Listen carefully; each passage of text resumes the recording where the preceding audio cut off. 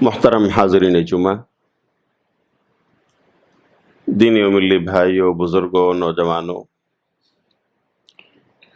پیارے بچوں اور معزز پردہ نشین ماؤں اور بہنوں، اللہ کا شکر و احسان ہے، اس کا بڑا کرم ہے کہ اس نے اپنی توفیق سے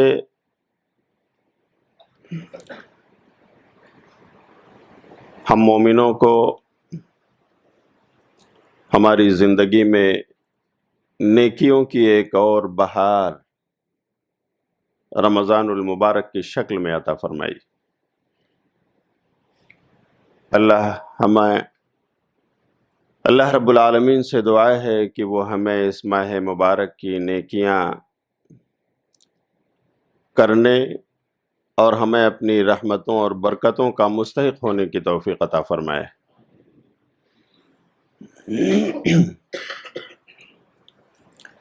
میرے بھائیوں، رمضان کا یہ دوسرا دہا ہمارے سروں پر سایہ فگن ہے، چند لمحات اس کے باقی ہیں، اور پھر آخری عشرہ ہمارے اوپر سایہ فگن ہونے والا ہے۔ اس مناسبت سے آج کا موضوع ہے رمضان المبارک کا آخری عشرہ، فضائل اور اعمال۔ الحمدللہ اس ماہ مبارک کے شروع سے ہم اور آپ اللہ کے دیے ہوئے نیک اعمال اس سے جڑے ہوئے ہیں۔ ہماری 5 وقتہ نمازیں اپنے وقت پر ادا ہو رہی ہیں، ہماری نفلیں ہم اپنی وسعت کے مطابق اللہ کی توفیق سے ادا کر رہے ہیں۔ تلاوت قرآن کریم جو ایک عظیم عبادت ہے، الحمدللہ کتنے ایسے اللہ کے بندے اور بندیاں ہیں جنہوں نے اب تک اس دوسرے دہے میں قرآن کریم کو ختم کر لیا ہے۔ کچھ ہیں جو ختم کرنے کے قریب ہیں، اور کچھ ایسے بھی آپ کو ملیں گے جنہوں نے کئی بار ختم کر لیا ہے۔ الحمدللہ قیام اللیل سے، صلاۃ اللیل سے ہم جڑے ہوئے ہیں۔ اللہ تعالی ہماری عبادتیں قبول فرمائے، اور رمضان کی وہ عظیم عبادت جس کے لیے اللہ رب العالمین نے قرآن کریم میں تعریف فرمائی ہے، اور جس کے لیے بطور خاص یہ مہینہ جانا جاتا ہے، یعنی روزے، ہم اپنی طاقت کے مطابق الحمدللہ اس روزے کو بھی رکھ رہے ہیں۔ وہ روزہ جس کے بارے میں اللہ نے قرآن میں فرمایا، یا ایھا الذین آمنوا کتب علیکم الصیام کما کتب علی الذین من قبلکم لعلکم تتقون۔ ایمان والو، یہ روزے تم پر فرض کیے گئے ہیں اور تم سے پہلے بھی لوگوں پر یہ فرض تھے۔ مقصد یہ ہے کہ تم میں تقوی آ جائے۔ وہ روزہ کہ اگر ہم اس کو پیارے نبی صلی اللہ علیہ وسلم کے اسوہ کے مطابق صحابہ کرام اور صحابیات رضی اللہ عنہم اجمعین کے نقش قدم پر چلتے ہوئے اس کے تقاضوں کو پورا کر لیں، تو ہم اللہ رب العالمین کے بنائے ہوئے باغیچے اور جنت میں ایک اسپیشل دروازے سے داخل ہوں گے جو اللہ رب العالمین نے روزے داروں کے لیے تیار کیا ہے۔ صحیح بخاری کتاب الصیام کی روایت میں امام بخاری نے پیارے نبی صلی اللہ علیہ وسلم کی وہ حدیث نقل کی ہے کہ آپ نے فرمایا، ان فی الجنۃ بابا یقال له الریان يدخل منه الصائمون يوم القيامة لا يدخل منه أحد غيرهم کہ یقیناً جنت میں ایک ایسا دروازہ ہے جس کو ریان کہا جاتا ہے۔ ریان یعنی سیراب کرنے والا، پلانے والا، وہ دروازہ کہ جس سے آپ داخل ہو جائیں تو آپ کی بھوک اور پیاس کی جو شدت و حدت آپ نے برداشت کی تھی، وہ دروازہ آپ کو اس طرح سیراب کر دے کہ یہ ساری شدت اور حدت آپ بھول جائیں۔ اسے باب الریان کہا جاتا ہے۔ یدخل منہ الصائمون یوم القیامہ، قیامت کے دن جس سے صرف روزے دار داخل ہوں گے۔ لا يدخل منہ احد غیرہم، اس دروازے سے روزے داروں کے علاوہ کسی اور کی انٹری نہیں ہوگی۔ وہ خاص دروازہ اللہ رب العالمین ہم سب کو اس سے داخل ہونا نصیب فرمائے۔ وہ روزہ کہ جس کے بارے میں نبی صلی اللہ علیہ وسلم نے فرمایا، شیخ صالح بن عثیمین رحمۃ اللہ علیہ نے اپنی کتاب مجالس رمضان میں اس کے درس میں اس حدیث کو نقل کیا، جس کی سند حسن درجے کی ہے، کہ قیامت کے دن جب حساب و کتاب ہو رہا ہوگا، ایک شخص ایسا ہوگا کہ اس نے نیکیاں تو کی ہوں گی، لیکن اس کے اوپر مقدمہ ہوگا، اے اللہ اس نے میرا حق مارا تھا، اس نے مجھے گالی دی تھی، اللہ اس نے مجھے ستایا تھا، میرا حق مجھے دلا دے۔ اللہ رب العالمین ان مظلوموں کو ان کا حق اس طرح سے دلائے گا کہ اس ظالم آدمی کی نیکیاں ان مظلوموں میں بانٹی جائیں گی، انہیں ان کا حق مل جائے گا۔ اللہ کہے گا فرشتوں میرے اس بندے کے پاس کیا بچا ہے، کیا بچا ہے؟ حالانکہ اللہ جانتا ہے کیا بچا ہے، لیکن حجت تمام کرنے کے لیے اللہ پوچھے گا کیا ہے اس کے پاس؟ فرشتے کہیں گے اللہ ایک نیکی ہے، ایک نیکی اس کی بچی ہوئی ہے، اور وہ روزہ ہے۔ اللہ رب العالمین کہے گا اے فرشتوں لے جاؤ اسے جنت میں داخل کر دو، میں اس ایک نیکی کی وجہ سے اسے جنت عطا کر رہا ہوں۔ اللہ اکبر، جنت الاٹ ہو گئی صرف روزہ کی وجہ سے۔ کیوں؟ اس لیے کہ نبی صلی اللہ علیہ وسلم نے فرمایا ہے، حدیث قدسی میں ہے، اللہ کہتا ہے کہ بندوں کے تمام اعمال ان کا اجر و ثواب ان کے لیے فکس ہے۔ کل عمل ابن آدم لہ الا الصوم فإنہ لی وأنا اجزی بہ، البتہ روزہ اس کا اجر فکس نہیں ہے، اس لیے کہ وہ بندہ میرے لیے رکھتا ہے اور میں ہی اس کو اس کا اجر اور ثواب جتنا چاہوں گا دوں گا۔ یدع شہوتہ وطعامہ من اجلی، وہ اپنی خواہشات کو چھوڑ کر رکھتا ہے میری وجہ سے، مجھ سے ڈرتے ہوئے۔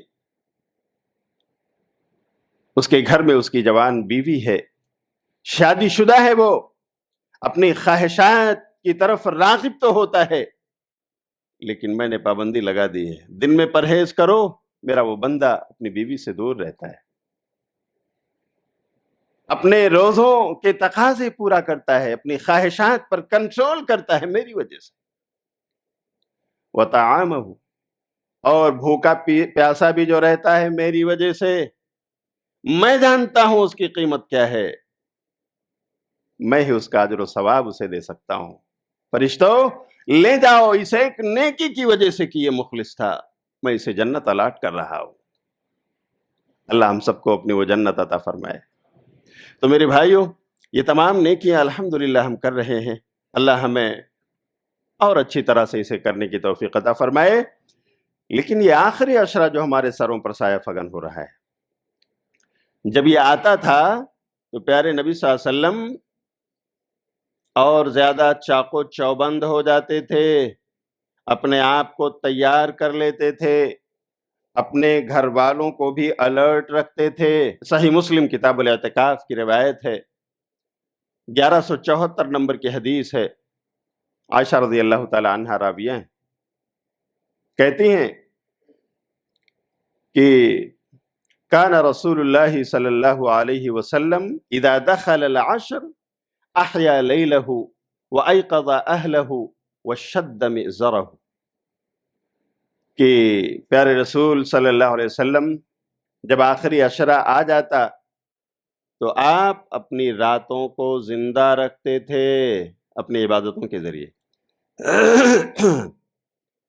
وَأَيْقَظَ أَهْلَهُ، اپنے اہل و عیال کو بھی جگا کر رکھتے تھے، عبادت میں مصروف ہو جاؤ، اللہ کے ذکر و اذکار میں لگ جاؤ، وَشَدَّ مِئْزَرَهُ، اور اپنی کمر کس لیتے تھے، اپنا ازار بند کس لیتے تھے، بالکل الرٹ ہو جاتے تھے۔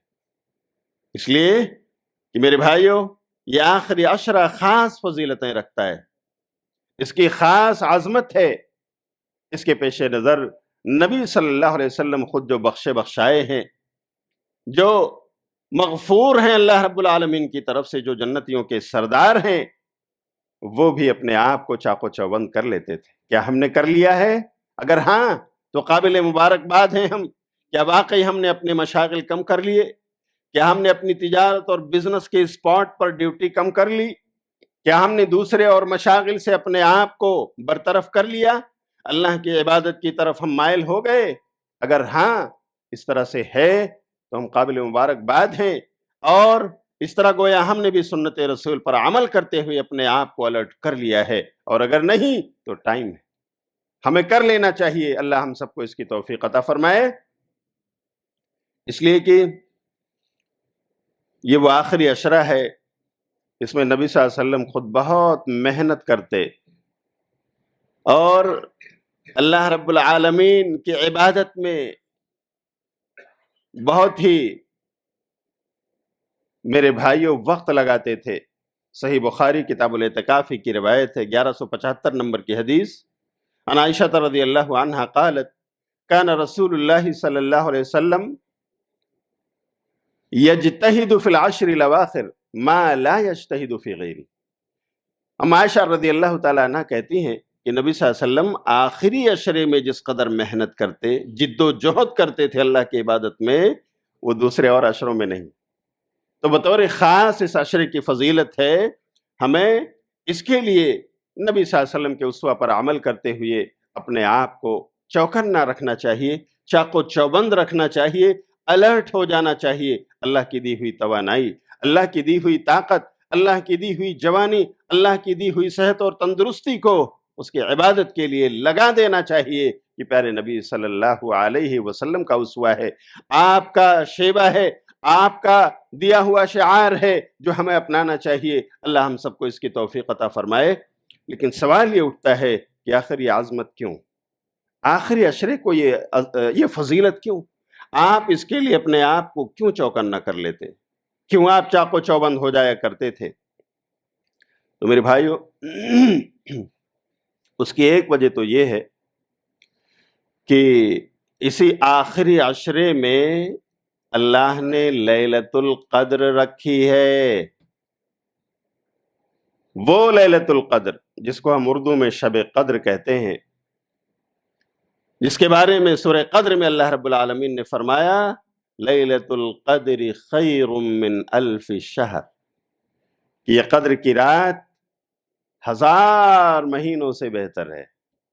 یعنی اللہ رب العالمین کسی کو ہزاروں سال کی زندگی عطا فرما دے، اور وہ انسان اپنی ہوش و حواس میں ہزاروں سال اللہ کی عبادت میں لگا رہے، اور اس کے بالمقابل ایک وہ انسان جس کو 1000 سال تو نہیں ملے، اس کو زندگی کے کچھ ایام ملے، کچھ رمضان ملے، اور اس رمضان میں آخری عشرہ ملا، اس آخری عشرے میں طاق راتیں ملیں، اور اس نے اللہ رب العالمین کی اطاعت اور اس کی فرما برداری کرتے ہوئے، نبی کے اسوہ پر عمل کرتے ہوئے اپنے آپ کو اللہ کی عبادت میں اس نے لگا دیا۔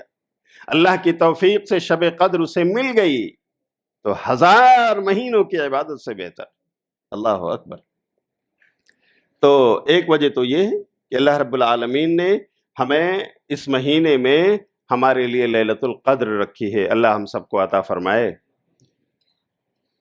وہ لیلۃ القدر جو سال بھر کے تمام راتوں سے افضل. البتہ دن کے بارے میں اختلاف ہے.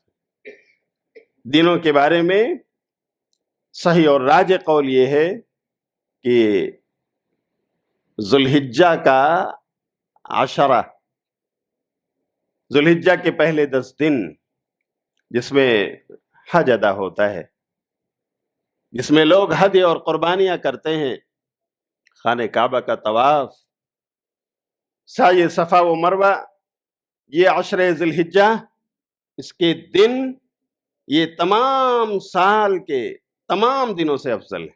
لیکن راتیں رمضان کے آخری عشرے کی یہ سب سے افضل ہیں، جن کو لیلۃ القدر کہا جاتا ہے، اور یہی تطبیق کی صورت ہے. اور دوسری وجہ یہ ہے اس آخری عشرے کی فضیلت اور اس کی عظمت کی کہ اللہ رب العالمین نے اسی آخری عشرے میں ہم سب کو کتاب ہدایت عطا فرمائی. وہ کتاب جس کے ایک ایک حرف پر نیکیاں، ایک ایک حرف پر ثواب، وہ کتاب جو ہم سب کے لیے میرے بھائیو جنت کی راہ بتانے والی، وہ کتاب جو ہمیں جہنم کی راہ سے دور رکھنے والی، جو راہ نجات دکھانے والی اور عذاب جہنم سے چوکن نہ کرنے والی کتاب ہے. وہ کتاب ہدایت ہمیں اسی آخری عشرے میں ملی. اللہ رب العالمین نے فرمایا، پڑھیے سورہ دخان آیت نمبر 3 اور 4، انا انزلناہ فی لیلۃ مبارکہ انا کنہ منذرین، بے شک ہم نے اس کو یعنی قرآن کریم کو اتارا ہے مبارک رات میں، اور ہم ہی اس کو اتار کر لوگوں کو ڈرانے والے، آگاہ کرنے والے ہیں، جہنم کے عذاب سے باخبر کرنے والے ہیں. فیہا یفرق کل امر حکیم، اس میں تمام محکم باتوں کا فیصلہ کیا جاتا ہے. تو دیکھیے یہ سورہ دخان کی آیت نمبر 3 اور 4 کہتی ہے کہ قرآن ایک مبارک رات میں اترا ہے. اچھا یہاں پر ایک بات بتاؤں، کچھ لوگ سورہ دخان کی اس آیت کا حوالہ دے کر اس مبارک رات کو رمضان سے 15 دن پہلے ڈھونڈ رہے تھے. کب؟ ماہ شعبان میں. اور کچھ لوگوں کا عقیدہ انہوں نے یہ بنا رکھا ہے کہ یہ مبارک رات تو 15ویں شعبان کی رات ہے، جو آج لوگوں کے درمیان بڑی رات ہے، آج اس سے مشہور. لیکن میرے بھائیوں میں آپ سے پوچھتا ہوں، قرآن کریم شعبان میں اترا ہے یا رمضان میں؟ ظاہر سی بات ہے آپ کا جواب ہے کہ وہ رمضان میں اترا ہے. تو وہ مبارک رات شعبان میں ہوگی یا رمضان میں؟ ظاہر سی بات ہے وہ رمضان میں ہوگی. اللہ نے اسی کا تذکرہ کرتے ہوئے کہا، انا انزلناہ فی لیلۃ مبارکہ، ہم نے اس قرآن کو ایک مبارک رات میں اتارا ہے. تو مبارک رات جس میں قرآن اترا ہے، آپ پڑھیں قرآن کی دوسری سورت سورہ قدر، تو اللہ رب العالمین نے اسپیسیفکلی اس کو وہاں پر مینشن کر دیا اور بتا دیا کہ مبارک رات کون سی ہے. انا انزلناہ فی لیلۃ القدر، ہم نے بے شک اس کو اتارا ہے قدر والی رات میں. اور ظاہر سی بات ہے قدر والی رات شعبان میں نہیں ہے، قدر والی رات رجب میں نہیں ہے، قدر والی رات شوال میں نہیں ہے، قدر والی رات رمضان میں ہے، رمضان کے آخری عشرے میں ہے. آخری عشرے کی طاق راتوں کو لیلۃ القدر کہا جاتا ہے. تو میرے بھائیوں یہ عقیدہ رکھنا کہ بڑی رات شعبان کی 15ویں رات ہے اور یہ مبارک قرآن اس مبارک رات میں اترا ہے، یہ عقیدہ درست نہیں ہے. درست عقیدہ میرے بھائیو قرآن کے مطابق یہ ہے کہ وہ مبارک رات جس کا ذکر اللہ نے سورہ دخان کی آیت نمبر 3 میں کیا ہے، وہ رمضان کی رات ہے، وہ آخری عشرے کی رات ہے، وہ لیلۃ القدر ہے جس کا ذکر اللہ نے سورۃ القدر میں کیا ہے. اچھا یہ سورۃ القدر جو نازل ہوئی ہے اور اس میں جس لیلۃ القدر کا ذکر ہے، اس کو لیلۃ القدر کیوں کہا جاتا ہے؟ قدر والی رات، اندازے والی رات. علامہ ابن کثیر رحمۃ اللہ علیہ نے سورہ دخان کی آیت کے تفسیر کے ضمن میں لکھا ہے کہ یہ قدر کی رات اس کو اس لیے کہا جاتا ہے کہ اسی رات میں بہت بڑے بڑے فیصلے اللہ رب العالمین فرشتوں کے حوالے کرتا ہے، انہیں دیتا ہے، ایک ڈیٹیل عطا فرماتا ہے۔ اسی رات میں لوگوں کی روزی ان کو کیا ملے گی، کتنی ملے گی، کس کی زندگی کتنی ہوگی، کس کی موت کب آئے گی وغیرہ جیسے معاملات اللہ رب العالمین اس کے فیصلے کرتا ہے۔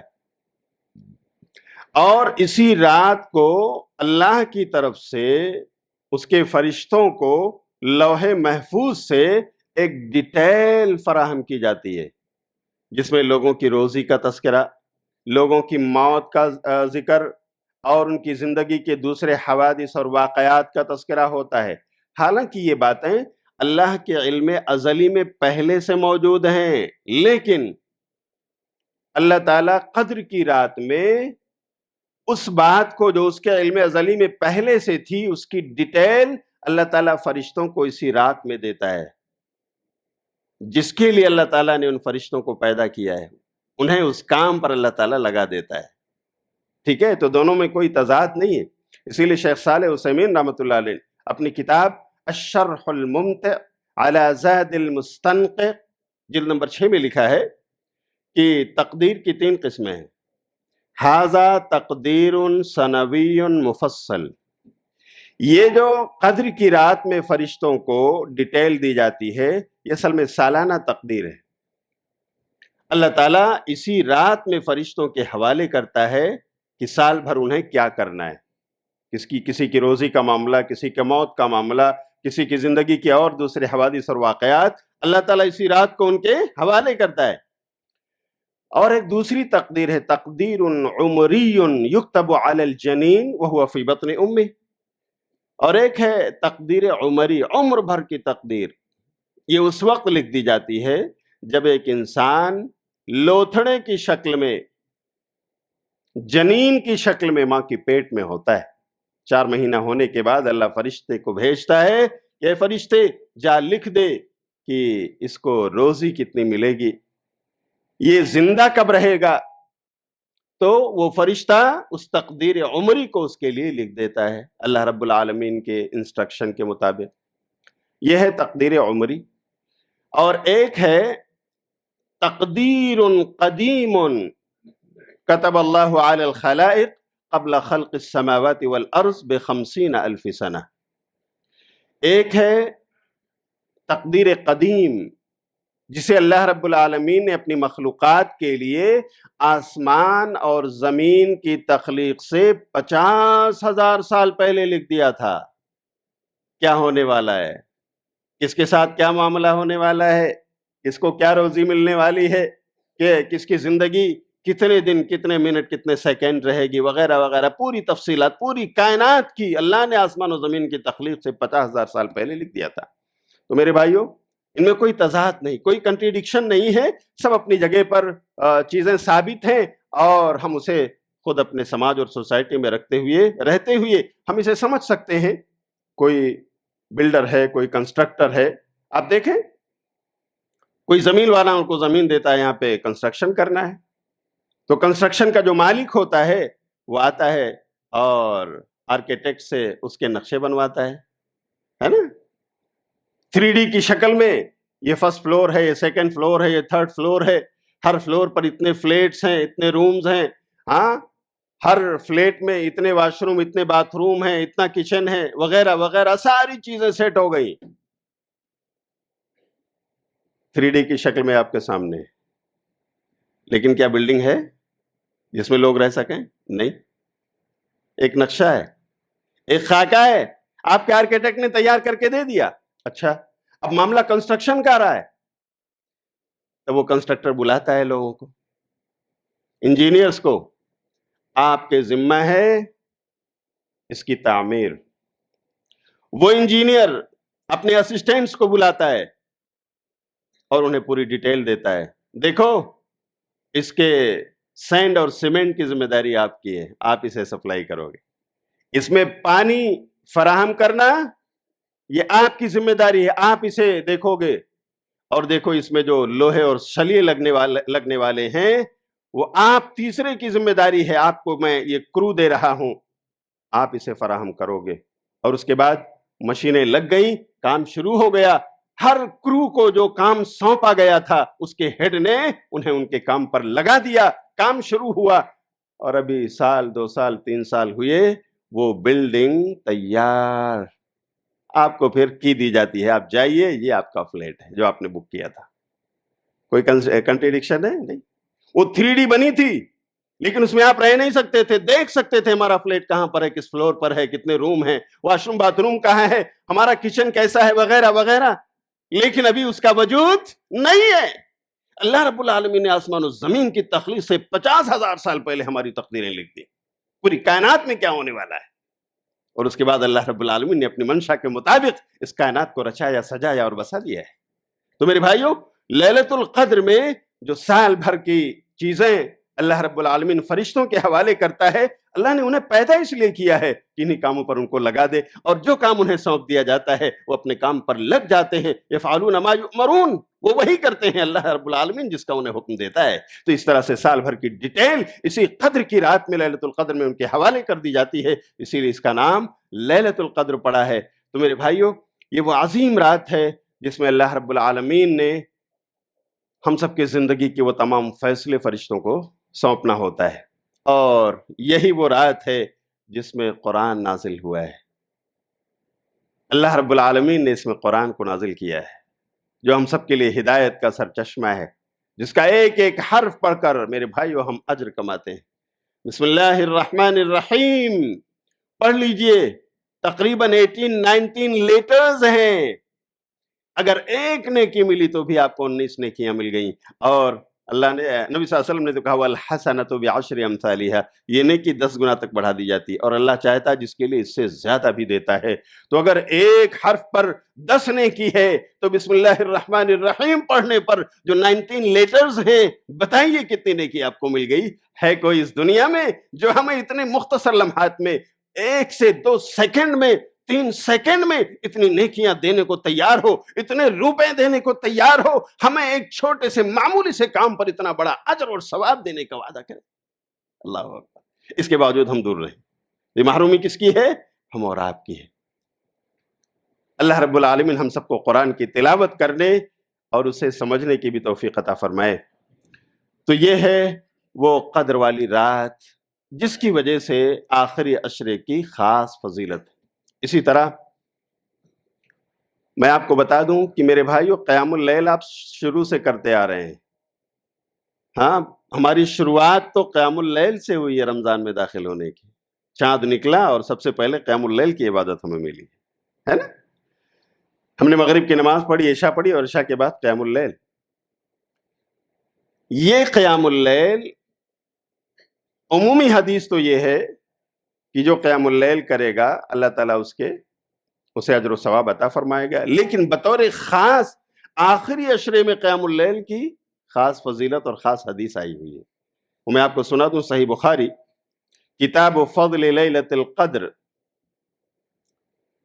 2014 نمبر کی حدیث ہے. ابو ہریرہ رضی اللہ تعالیٰ عنہ روایت کے راوی کہتے ہیں کہ نبی صلی اللہ علیہ وسلم نے فرمایا من قام لیلۃ القدر ایمانا واحتسابا غفر له ما تقدم من ذنبه, کہ جو آدمی قیام اللیل کرے گا شب قدر میں لیلۃ القدر میں, یہ الفاظ آئے, من قام لیلۃ القدر, شب قدر پا کر اس رات میں جو نفلیں پڑھے گا, صلاۃ اللیل ادا کرے گا, قیام اللیل ادا کرے گا, ایمان و احتسابا, اللہ پر ایمان اور عقیدہ رکھتے ہوئے, اللہ کی توحید کا اقرار کرتے ہوئے, واحتسابا, اور اس عمل پر اللہ سے اجر و ثواب کی امید لگاتے ہوئے, تو غفر له ما تقدم من ذنبه, اس قیام اللیل کے بدلے اس کے پچھلے گناہ بخش دیے جائیں گے. سبحان اللہ. تو بطور خاص لیلۃ القدر میں, شب قدر میں, آخری عشرے میں جو ہم قیام اللیل کرتے ہیں, اس کی خاص فضیلت آئی ہوئی ہے. اور اسی لیے نبی صلی اللہ علیہ وسلم نے تاکید فرمائی. صحیح بخاری ہی کی روایت میں 2017 نمبر کی حدیث ہے. نبی صلی اللہ علیہ وسلم نے فرمایا تحروا لیلۃ القدر فی الوتر من العشر الاواخر من رمضان, کہ لیلۃ القدر کو تلاش کرو. کب؟ رمضان کے آخری عشرے کی طاق راتوں میں. ताक़रातों में, 21 हो या 23 हो, 25 हो या 27वीं हो या 29वीं हो, इन ताक़रातों में तलाश करो। एक बार ऐसा हुआ कि अल्लाह रब्बुल आलमीन ने प्यारे नबी को बतला दिया कि लैलतुल क़द्र फलां रात है, हाँ, उसकी निशानदेही कर दी और नबी सल्लल्लाहु अलैहि वसल्लम निकले।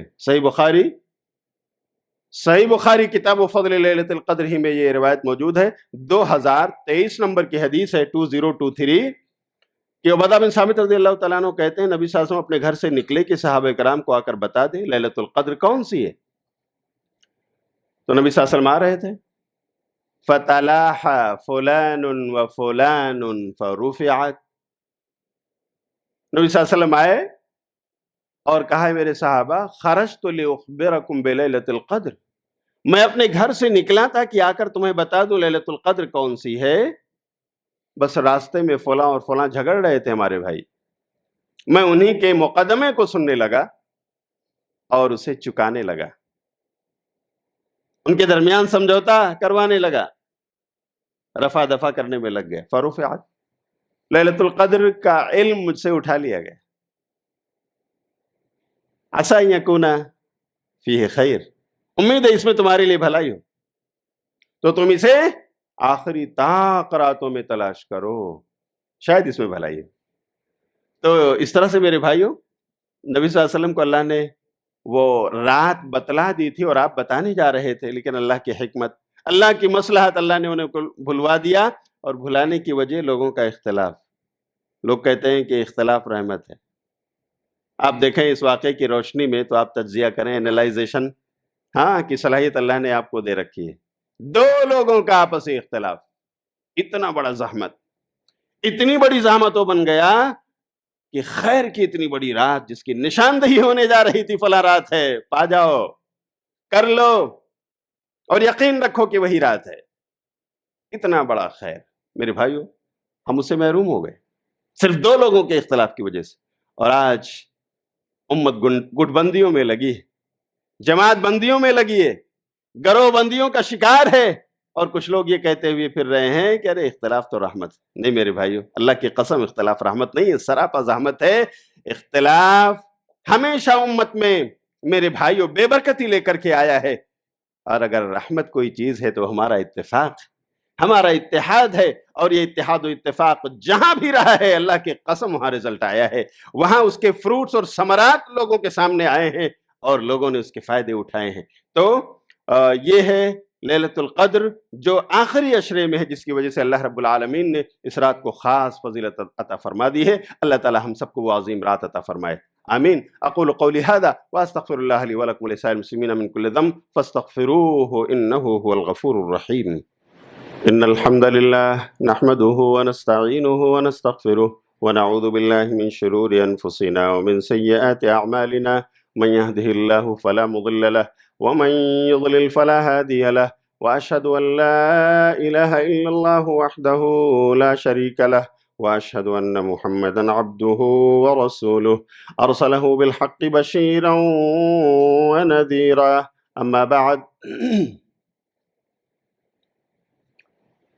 मोहतरम हाज़िरीन जुमा, दीनी मिल्ली भाइयों, बुज़ुर्गों, जवानों, प्यारे बच्चों और मुअज़्ज़ज़ ख़वातीन मिल्लत,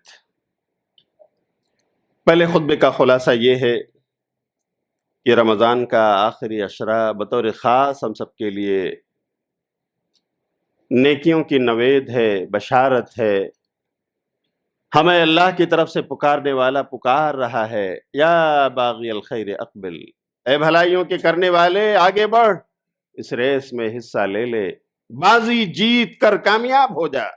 ओ या बाग़िय शर्र अक़सिर, और ए बुराई की तरफ बढ़ने वाले अपने कदम रोक ले, अल्लाह की नाफरमानी से रुक जा। तो मेरे भाइयों, हमें नेकी की मुसाबकत में हिस्सा लेना है, रोज़े रख कर, नमाजें पढ़ के, नवाफिल अदा करके, तिलावत कुरान करीम के ज़रिए, सदक़ा व खैरात के ज़रिए, अपने ऊपर फ़र्ज़ ज़कात जो आयद हुई है, अगर हमारा रोटेशन यही रमज़ान ही है तो उसकी अदायगी के ज़रिए, और इसी तरह आखिरी अशरे में बतौर ख़ास लैलतुल क़द्र पाने की तड़प, चाहत और उसके लिए जिद्दोजहद के ज़रिए। اب قیام اللیل کے بارے میں نبی صلی اللہ علیہ وسلم کی جو سنت اور صحابہ کرام کا جو اسوہ ہمارے سامنے ہے وہ یہ کہ یہ نماز عشاء کے بعد سے لے کر صبح صادق نمودار ہونے سے پہلے تک ہم پڑھ سکتے ہیں، انفرادی طور سے بھی پڑھ سکتے ہیں، اور اگر جماعت کا اہتمام ہو سکے مسجد میں یا گھر میں یا کسی مصلی میں تو ہم جماعت کا اہتمام بھی کر سکتے ہیں، گنجائش موجود ہے۔ ایسی باتیں، ایسے اعمال جہاں پر اللہ کی طرف سے گنجائش ہو، ہمیں اپنے آپ پر ریسٹرکشن نہیں لانا چاہیے، بندشوں میں نہیں اپنے آپ کو قید کرنا چاہیے، اللہ کی دی ہوئی وسعت کو ہمیں قبول کرنا چاہیے اور اللہ سے اس کے خیر کا طلبگار بننا چاہیے۔ یہ معاملہ ڈسپیوٹ کا نہیں ہے میرے بھائیوں، یہ وقت ڈسپیوٹ کا نہیں ہے۔ اللہ رب العالمین ہمیں نبی صلی اللہ علیہ وسلم کا اسوہ، صحابہ کا اسوہ، تابعین اور تبع تابعین کا اسوہ دے رہا ہے، اور یہ بات بالکل طے ہے کہ قیام اللیل اس کا وقت عشاء کے بعد سے لے کر شروع ہوتا ہے اور صبح صادق نمودار ہونے سے پہلے تک رہتا ہے، سحری کے وقت تک۔ ہم اس بیچ میں جب موقع پالیں تنہائیوں میں ادا کر لیں، اکیلے ادا کر لیں۔ ہمیں جماعت سے پڑھنے کا موقع مل رہا ہے، وہ اول اللیل ہو یا نصف اللیل ہو یا آخر اللیل ہو، جب زیادہ بہتر ہے کہ اللہ پکار رہا ہوتا ہے، من یستغفرنی فاغفر لہ، کون ہے بخشش مانگنے والا اسے بخش دو، من یدعونی فاستجیب لہ، کون ہے مجھ سے مانگنے والا میں اسے دے دوں۔ اللہ جب بلا رہا ہوتا ہے اس وقت اگر ہم اٹھ کر کے پڑھیں، تنہائی میں ادا کر لیں، اللہ سے مانگ لیں، رو لیں، میرے بھائیوں یہ وقت زیادہ افضل ہے۔ عمر بن خطاب رضی اللہ تعالیٰ عنہ نے یہ جماعت عشاء کے بعد کروائی۔ ابی بن کعب رضی اللہ تعالیٰ عنہ، تمیم داری رضی اللہ تعالیٰ عنہ جو حفاظ قرآن تھے، ان کے ذریعہ سے امامت ہوئی، لیکن عمر بن خطاب رضی اللہ تعالیٰ عنہ نے خود کہا کہ جس وقت تم سوتے ہو نا، اس وقت اس نماز کو اٹھ کر کے پڑھنا اس وقت کے مقابلے افضل ہے جس میں تم ادا کر رہے ہو۔ یعنی رات کا تیسرا پہر اگر تم اس کے حریص ہو جاؤ اور اس وقت اپنے آپ کو جگا لو اور بھلے تنہائی صحیح اکیلے ادا کر لو، تو وہ وقت زیادہ بہتر ہے، ہمیں اس کا حریص ہونا چاہیے۔ اللہ رب العالمین خود کہتا ہے، کون ہے مجھے اپلیکیشن دینے والا، کون ہے میرے سامنے فریاد رکھنے والا؟ اگر اس وقت ہماری فریاد اللہ کے پاس جائے تو میرے بھائیو کیا اللہ قبول نہیں کرے گا؟ وہ تو ہمیں آواز دے رہا ہے، اس لیے ہمیں اس وقت کا حریص ہونا چاہیے۔ اللہ ہمیں اس کی توفیق عطا فرمائے۔ اور میرے بھائیو ایک بات اور بتا دوں، آخری عشرے کے اعمال میں سے خاص عمل ہے اعتکاف۔ صحیح بخاری میں ایک باب باندھا ہے امام بخاری نے کتاب الاعتکاف، اور نبی صلی اللہ علیہ وسلم کی سنت بتائی ہے کہ کان رسول اللہ صلی اللہ علیہ وسلم یعتکف فی کل رمضان 10 ایام فلما كان العام الذي قبض فيه اعتکف 20 یوما، کہ نبی صلی اللہ علیہ وسلم ہر رمضان میں اپنی زندگی میں جو آیا 10 دن کا اعتکاف کرتے تھے، آخری 10 دن۔ لیکن جب آخری رمضان آپ کی زندگی میں ملا، جس کے بعد آپ اس دنیا سے رحلت فرما گئے، تو وہ آخری رمضان اس میں 20 دن آپ نے اعتکاف فرمایا ہے۔ تو نبی صلی اللہ علیہ وسلم کے اعتکاف کی سنت کا بھی معاملہ یہ آخری عشرے سے جڑا ہوا ہے یا 2 عشرے سے جڑا ہوا ہے۔ تو میرے بھائیوں اگر اعتکاف کی سنت ہم میں سے ہمارے جوان، ہمارے بزرگ ادا کرنا چاہتے ہیں تو وہ یا تو کم سے کم 10 دن کی ہے وہ سنت، یا 20 دن کی ہے، اس پر ہمیں عمل کرنا چاہیے۔ اچھا، کچھ لوگ کہتے ہیں کہ مولانا اگر 2 گھنٹے کے لیے جا کر اعتکاف کی نیت سے بیٹھ جاؤں تو میرے بھائی اس کے لیے آپ کو دلیل دینا پڑے گا۔ 2-4 دن کے لیے اگر اعتکاف کر لوں تو اس کے لیے دلیل کی ضرورت ہے۔ سنت اعتکاف جو ہے وہ 10 دن یا 20 دن ہے۔ سنت فجر کتنی ہے؟ 2 رکعت ہے۔ آپ بولو مولانا 1 رکعت پڑھ لوں تو بولو چلے گا؟ کیسے چلے گا بھائی؟ نبی صلی اللہ علیہ وسلم کی سنت پڑھی ہوئی 2 رکعت ہے، آپ اس کو ایک کر کے پڑھنے جا رہے ہیں، غلط ہے نا؟ تو سنت اعتکاف 10 دن یا 20 دن کے جس کے پاس یہ وقت میسر ہو اور وہ اپنے آپ کو ریڈی کر لیں تو وہ اعتکاف کے لیے بیٹھیں۔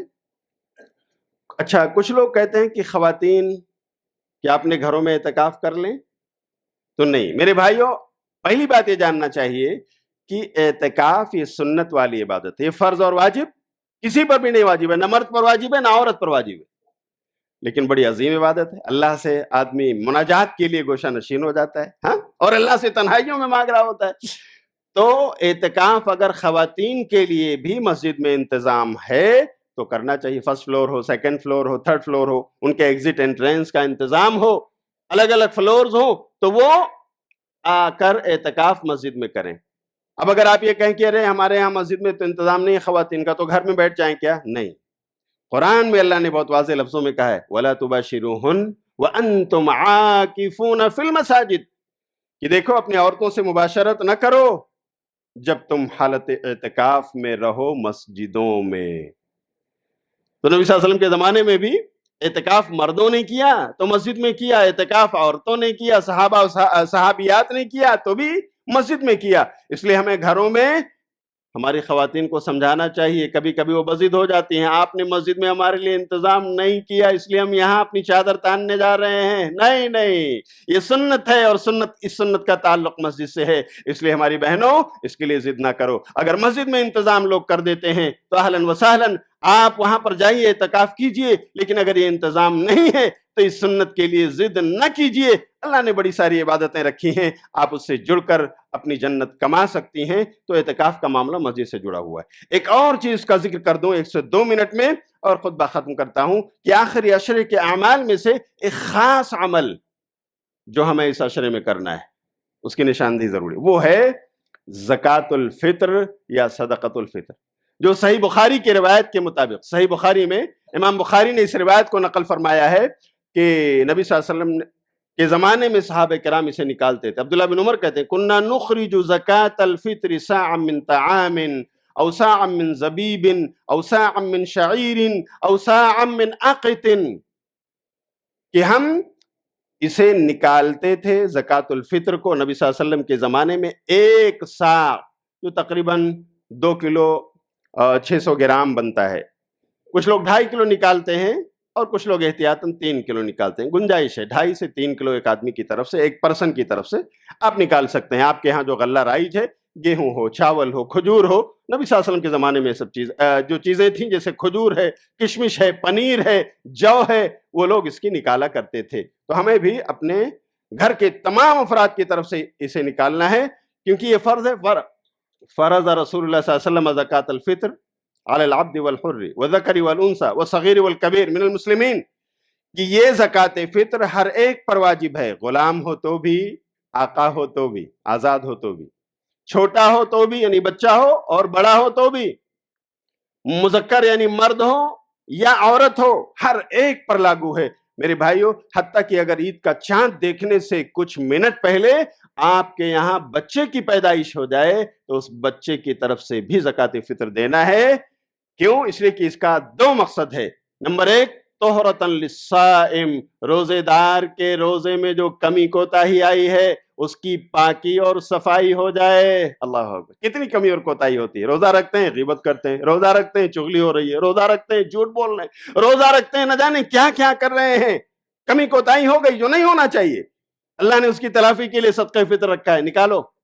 بچوں کی طرف سے بھی نکالو جو روزہ نہیں رکھتے ہیں، غلاموں کی طرف سے بھی نکالو، باغیوں کی طرف سے بھی، تاکہ اس طرح صفائی ہو جائے تمہارے۔ دوسرا طعمۃ للمساکین، مسکینوں کو کھانا مل جائے، ان کے لیے انتظام ہو جائے، عید کے دن وہ مانگتے ہوئے نہ پھریں۔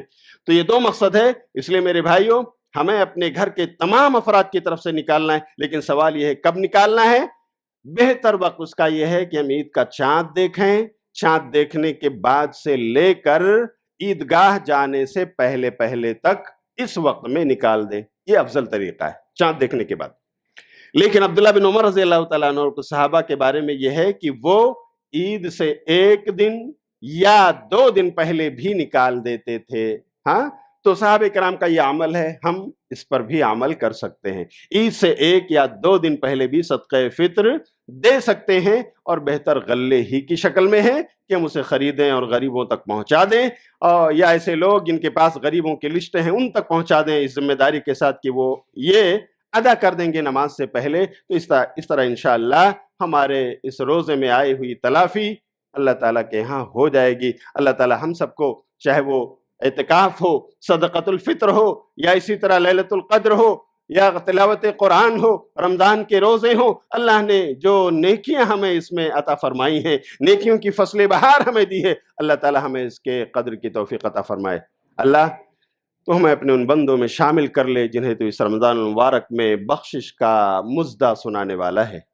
اے اللہ جنہیں تو جہنم سے آزاد کرنے والا ہے، ہم سب کا نام بھی ان میں لکھ لے۔ اے اللہ بہت سارے لوگ اس ماہ مبارک میں بھی تیری مسجدوں سے دور ہیں، اے اللہ ان کے دلوں میں ہدایت کا نور پیدا فرما دے، انہیں مسجدوں سے جوڑ دے۔ اے اللہ بہت سارے تیرے بندے پچھلے رمضان میں تھے، اس رمضان میں نہیں، اے اللہ تو ان کی مغفرت فرما، ان تمام موحدین کی اللہ تو بخشش فرما دے، اور اے اللہ جنہیں تو نے عطا فرمایا ہے لیکن وہ بیمار ہیں، اے اللہ وہ ہاسپٹلائز ہیں، وہ سسکیاں لے رہے ہیں، اے اللہ ان کے ساتھ عافیت کا معاملہ فرما۔ اے اللہ بہت سارے تیرے بندے اور بندیاں قرض دار ہیں، ان کے قرض کی اے اللہ اگر وہ حلال قرض ہے تو اس کی ادائیگی کی کوئی سبیل پیدا فرما دے۔ اے اللہ بہت سارے لوگ تیری اس دھرتی پر چلتے ہیں، تیرے آسمان تلے سایہ حاصل کرتے ہیں، تیرے دیے ہوئے سورج کی روشنی میں اے اللہ وہ جیتے ہیں، آکسیجن فری میں حاصل کرتے ہیں، لیکن اللہ تیرے ساتھ شرک پر تلے ہوئے ہیں۔ اللہ ایسے لوگوں کو شرک سے بچنے کی توفیق عطا فرما دے،